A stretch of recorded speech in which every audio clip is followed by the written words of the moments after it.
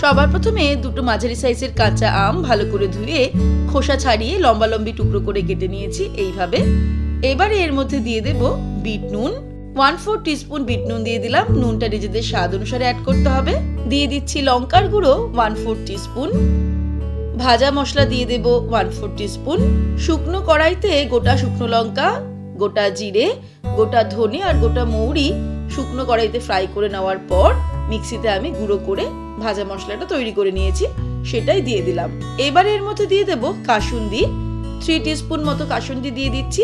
এই কাসুন্দি তৈরি করার রেসিপিও কিন্তু সম্পাস কিচেনে অলরেডি শেয়ার করা রয়েছে।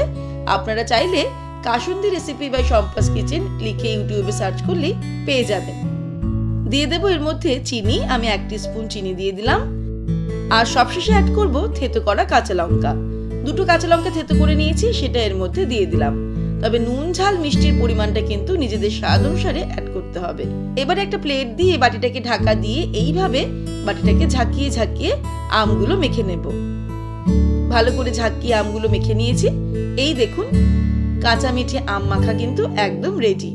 এটা দেখেই জিভে জল চলে আসবে, জিভটা ভার হয়ে যাবে, আর খেলে বুঝতে পারবেন এটার স্বাদ কতটা অপূর্ব।